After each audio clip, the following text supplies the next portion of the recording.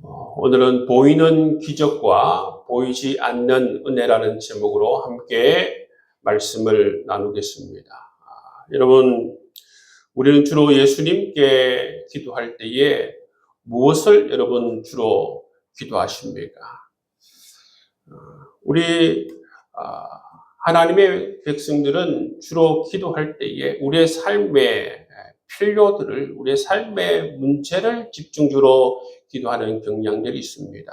병이 있는 사람들은 병이 낫기를 기도하고, 형편이 어려운 사람들은 형편이 풀리기를 기도하고, 문제가 있는 사람들은 그 문제가 해결되기를 여러분 기도하는 그런 경향들이 있습니다. 여러분, 이렇게 우리의 삶의 문제, 삶의 결핍, 삶의 어려움들을 하나님께 우리가 기도하는 것 매우 중요하고, 하나님께서 이것을 또한 기도하라고 그렇게 말씀하셨습니다. 그런데 여러분, 오늘 본문 말씀을 보시면 우리 주님께서는 우리의 기도가 더 깊은 차원으로 나아가길 원하시는 모습을 볼 수가 있습니다. 우리 주님께서 우리에게 묻습니다. 어느 것이 쉽겠느냐 이렇게 묻습니다. 이 질문은 우리에게 질문합니다. 우리의 신앙의 방향이, 우리의 기도의 방향이 단순히 우리의 삶의 문제에만 초점이 맞춰질 것이 아니라 우리의 삶의 기도의 제목이 더 넓어지기를 원하신다라는 것입니다.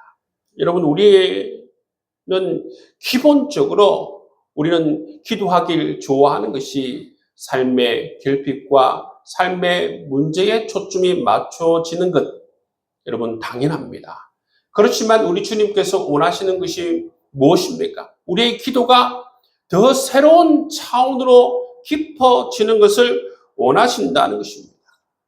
오늘 본문 말씀에 나오는 이 사건의 배경은 이렇습니다. 예수님께서 가버나움의 한 집에 들어가세요. 그런데 여러분, 그 집에 예수님께서 오셨다는 소식을 듣고 수많은 사람들이 찾아왔습니다. 너무 많은 사람들이 찾아와서 여러분, 그 집 문 앞까지 사람들이 꽉 채워져 있었습니다. 그때 여러분, 이 중풍병자의 내 친구가 이 중풍병자를 들쳐 메고 예수님께 계신 이곳을 찾아옵니다.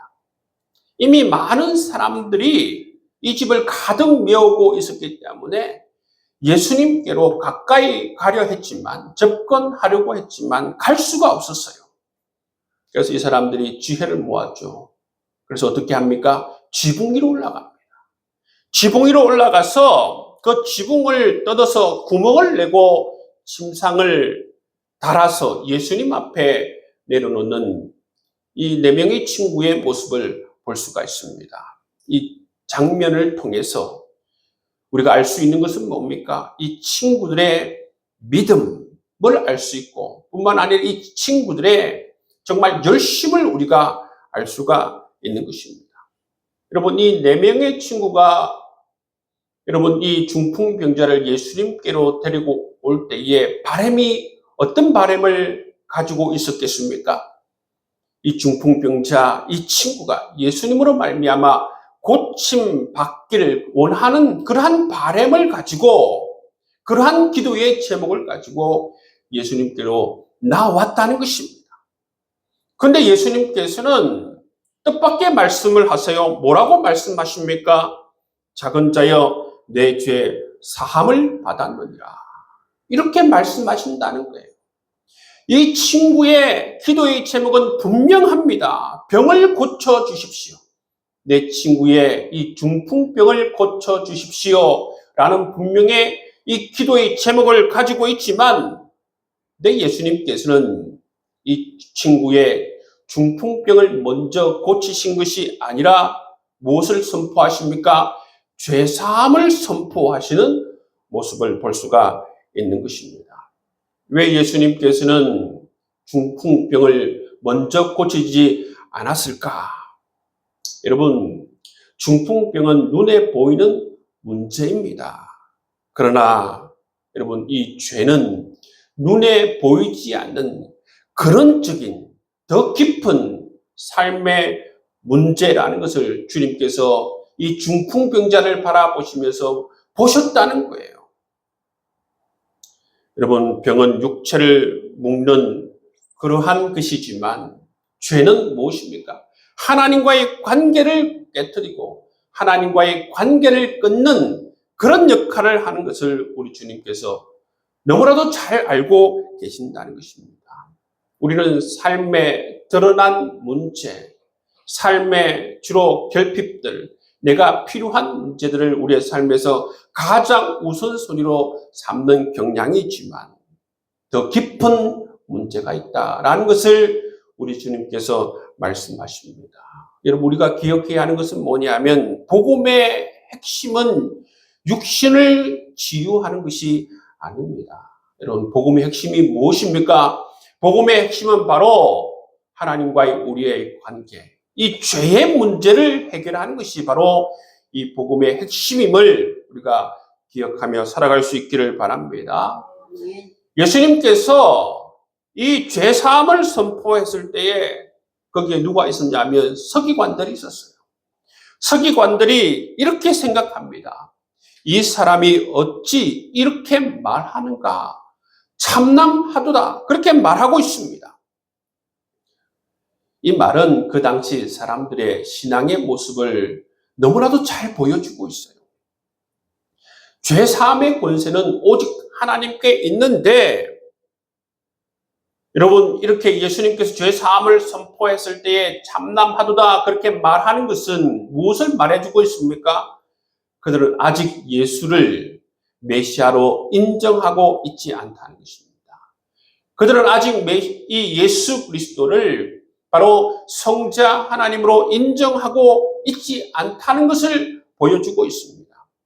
그렇기 때문에 예수님의 이 죄사함의 선포를 보고 예수님을 향해서 신성 모독을 하는도다 그렇게 말하고 있는 이들의 모습을 볼 수가 있어요.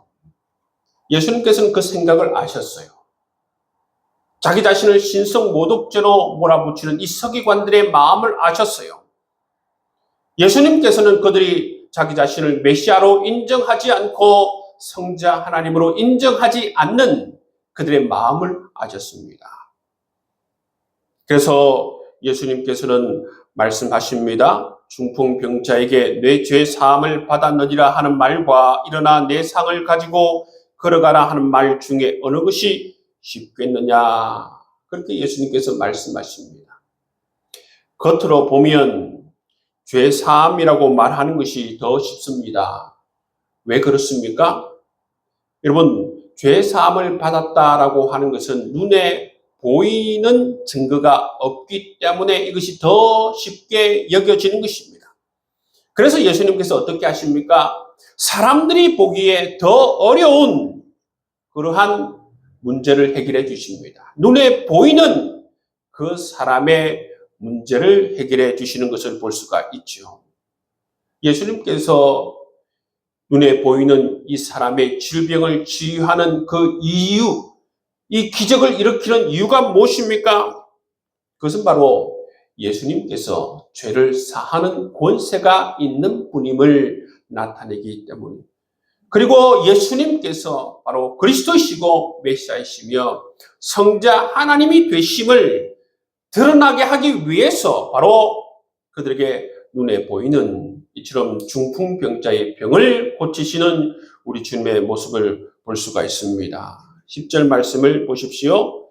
그러나 인자가 땅에서 죄를 사하는 권세가 있는 줄을 너희로 알게 하려 하노라 하시고 중풍병자에게 말씀하시되, 여러분, 인자가 땅에서 죄를 사하는 권세가 있는 줄을 너희로 알게 하려 하노라 그렇게 말씀하고 있어요. 그 이유로 중풍병자를 치유하시는 모습을 볼 수가 있습니다. 여기서 여러분 우리가 생각해 보아야 하는 문제는 뭐냐면 예수님께서 자기 자신을 누구라고 말하고 있습니까? 인자라고 표현하고 있어요. 인자라고 표현하고 있는 것을 볼 수가 있습니다. 신학교에 가면 여러분 신론, 기독론, 교회론, 종말론 등등을 배우는데 기독론을 배울 때에 예수님에 대해서 배우는데 그 가운데 하나가 뭐냐면 인자 기독론을 배웁니다. 인자 기독론. 예수님께서 자기 자신을 뭐라고 표현하고 있습니까? 인자라고 표현하고 있는 모습을 볼 수가 있습니다. 이 인자 기독론의 기원이 어디에 있느냐 하면 다니엘서 7장에 있어요. 다니엘서 7장 13절에서 14절 말씀해 보시면 이런 말이 있습니다. 내가 또 밤 한상 중에 보니 인자 같은 이가 하늘 구름을 타고 와서 옛적부터 항상 계신 이에게 나아가 그 앞에 인도되며 그에게 권세와 영광과 나라를 주고 모든 백성과 나라들과 다른 언어들을 말하는 모든 자들이 그를 섬기게 하였으니 그의 권세는 소멸되지 아니하는 영원한 권세요 그의 나라는 멸망하지 아니할 것이니라 말씀하고 있습니다. 여러분 인자라는 말은 구약에서 두 가지 의미를 가지고 있어요. 첫 번째는 뭐냐 하면 인간을 의미하는 표현이라는 것입니다. 예를 들어서 에스겔서에 보시면 하나님께서 이 선지자 에스겔을 향하여서 뭐라고 말씀하시냐면 인자야 이렇게 부르십니다. 그때에 이 인자는 무엇을 의미하는 것입니까? 사람을 의미하는 것이라는 것입니다. 그런데 여러분 예수님께서 이 마가복음에서 사용하신 인자는 여러분 이 의미와 다릅니다. 사람이 아니라는 것입니다. 그러니까 예수님께서 자기 자신을 인자로 지금 나타내고 있지 않습니까? 이 인자의 의미는 뭐냐 하면 바로 자기 자신이 메시아가 되심을 그렇게 증거하고 있다는 것입니다. 여러분 다니엘서 7장 말씀을 보시면 인자의 모습이 나오는데 어떻게 표현하고 있습니까? 하늘 구름을 타고 오시고 옛적부터 항상 계신 이 앞에 나아가고 영원한 나라와 권세를 받고 모든 민족이 그를 섬긴다 그렇게 되어져 있습니다. 그렇기 때문에 여러분 이 다니엘서 7장에 말하는 것은 사람이 아니에요. 다니엘서 7장에서 말하는 것은 누구를 여러분 계시하고 있습니까? 하늘에서 온 메시아를 의미하고 있는 모습을 볼 수가 있는 것입니다. 그렇기 때문에 예수님께서 자기 자신을 인자라고 표현하고 있는 것은 그것은 무엇을 말하는가? 구약 다니엘서 7장에서 예언되어진 메시아 있음을 그렇게 예수님께서 계시하고 있다는 것입니다. 인자는 섬김을 받으려 온 것이 아니라 섬기려 이 땅에 오셨다. 그렇게 말하고 있죠. 거기에 인자도 마찬가지입니다. 그 인자도 바로 구약 다니엘서 7장에 예언되어진 메시아이심을 예수님께서 자기 자신을 그렇게 드러내고 계시하는 모습을 볼 수가 있는 것입니다. 그 메시아, 인자는 바로 세 가지 의미를 가지고 있는데 첫 번째는 뭐냐면 우리를 위해서 고난을 받는 인자, 그리고 두 번째는 영광 가운데 다시 오시는 인자, 세 번째는 바로 권세를 가진 인자입니다. 오늘 본문에서 계시하는 인자는 뭡니까? 바로 이 세 번째 권세를 가진 인자를 말하고 있습니다. 여러분 성경에 보시면 어떤 권세를 나타내는가? 바로 죄를 용서하시는 권세, 병을 고치시는 권세, 자연을 다스리는 권세. 이 권세를 나타내심으로 말미암아 예수님께서 바로 누구이심을 계시하고 있다는 거예요? 메시아 되심을 예수님께서는 계시하는 거예요. 그래서 여러분 복음서를 읽으실 때에 예수님께서 치유하시고 풍랑을 꾸짖으시고 여러분 귀신을 내쫓으시고 그런 것은 무엇을 의미하는가 하면 이처럼 예수님께서 인자신데 메시아이신데 권세를 가진 인자이심을 주님께서 드러내고 있다는 것입니다. 그 말씀을 읽을 때에 우리가 어떻게 그 말씀을 보면서 고백해야 하는가? 예수님께서는 바로 인자이심을 믿습니다. 메시아이심을 믿습니다. 예수님께 권세가 있음을 믿습니다. 이런 고백을 하면서 우리는 성경을 읽어야 되는 줄 믿습니다. 여러분, 우리의 삶에 우리는 단순히 어디에 초점을 맞추기 쉬운가? 우리의 삶의 문제에 초점을 맞추길 쉽다는 것입니다. 우리 이 문제를 해결해 주십시오. 주님, 내 삶의 상황을 바꾸어 주십시오. 이 병을 고쳐 주십시오. 내 삶의 길을 열어 주십시오. 여러분, 이러한 기도의 제목 중요합니다. 주님께서 그러한 기도의 제목을 가지고 기도하길 원하세요. 수많은 사람들이 예수님께 나와서 삶의 문제를 내어놓고 나의 질병을 고쳐주십시오. 나의 이런 삶의 문제를 해결해 주십시오. 귀신 들린 자가 찾아와서 내 삶에 있는 이 귀신의 문제를 해결해 주십시오. 이러한 예수님께 간구를 올려드리는 모습을 볼 수가 있어요. 여러분, 그럴 때 예수님께서 어떻게 하셨어요? 이들을 외면하지 않으셨다는 것입니다. 외면하지 않으실 뿐만 아니라 어떻게 하셨어요? 이들을 불쌍히 여기시고 주님께서는 이들을 다 치유해 주시는 모습을 볼 수가 있는 것입니다. 여러분, 이러한 기도 중요하지요. 그런데 여러분, 오늘 말씀을 통해서 예수님께서 우리에게 하시는 말씀은 뭡니까? 우리의 기도가 여기에만 함몰되어서는 안 되고 여기에만 초점을 맞춰져서는 안 된다는 것입니다. 우리의 기도가 한 단계 더 나아가길 우리 주님께서는 원하시는 모습을 볼 수가 있다는 것을 우리가 알 수가 있는 것입니다. 여러분, 우리가 기도할 때에 우리의 기도의 그러한 범위가 넓어지는 것을 우리 주님께서 원하신다는 것입니다.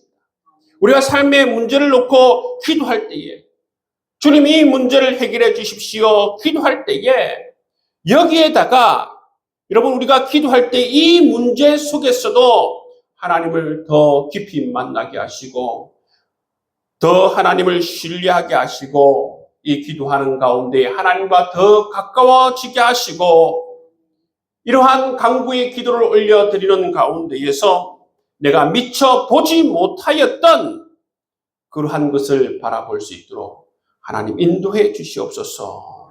이렇게 기도할 것을 주님께서 원하시고 있는 것을 볼 수가 있는 것입니다.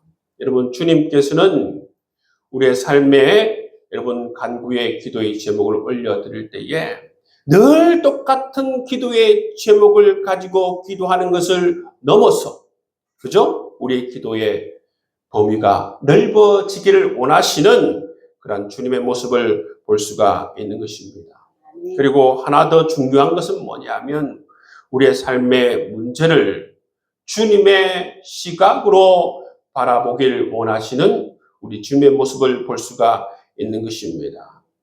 여러분, 사람들은 이 친구는 중풍병자를 바라보았을 때에 가장 먼저 바라본 게 뭡니까? 이 중풍병자가 정말 예수님으로 말미암아 이 중풍병이 고쳐지기를 원하는 그러한 것을 가장 먼저 바라보지 않았습니까? 그것이 바로 사람의 시각이라는 것입니다. 근데 여러분, 우리 주님의 시각, 우리 주님께서 가장 우선시 바라본 게 뭡니까? 저 중풍병자의 육신적인 문제, 그 앞에 여러분, 우리 주님께서 바라보신 문제는 바로 그 중풍병자가 가지고 있는 죄의 문제예요. 하나님과 깨어진 그의 삶의 문제를 우리 주님께서는 먼저 바라보고 있는 모습을 볼 수가 있는 것입니다. 여러분, 그렇기 때문에 우리가 기도할 때에 우리의 기도의 범위가 넓어지는 것 중요합니다. 그리고 또 함께 주님께서 말씀해 주시는 게 뭡니까? 바로 우리의 시각이 주님의 시각을 가지길 원한다라는 것을 우리가 이 말씀을 통해서 우리가 배우게 되는 것을 볼 수가 있는 것입니다. 여러분, 우리가 신앙생활을 하면서 우리가 기도를 드릴 때에 우리의 기도가 이렇게 성장되어져 나갈 수 있는 여러분의 삶이 될 수 있기를 원합니다. 여러분, 문제 해결을 위해서 기도하십시오. 그렇지만 여러분, 그 문제 해결에만 초점을 맞추지 마시길 바랍니다. 그 문제를 위해서 기도하면서 또 다른 관점을 우리 주님께서 가지길 원합니다. 또 다른 시각을 우리 주님께서 가지길 원합니다. 주님께서 이 삶 가운데 내가 지금 이렇게 이 문제를 놓고 기도하고 있는데 주님께서는 내가 지금 드리는 이 기도의 문제, 이 기도 제목 말고 또 어떤 기도의 제목을 원하실까? 다른 사람을 위해서 중보할 때에 내가 그 사람을 보고 기도할 때에 날마다 그런 기도의 제목을 가지고 기도하고 있는데 우리 주님께서는 정말 그 사람을 위해서 어떤 기도의 제목을 가지고 기도하길 원하실까? 이렇게 우리 주님께 묻고 우리 기도의 제목이 새로운 관점을 가지고 더 깊은 관점을 가지고 주님의 시각을 가지고 우리 기도의 범위가 더욱더 넓어지길 원하시는 그러한 주님의 뜻을 깨달을 수 있는 여러분 될 수 있기를 바랍니다. 오늘 이 중풍병자를 고치는 이 사건은 바로 우리에게 우리의 삶의 문제, 신앙의 문제, 기도를 어떻게 해야 되는지 우리에게 주님께서 말씀해 주고 있습니다.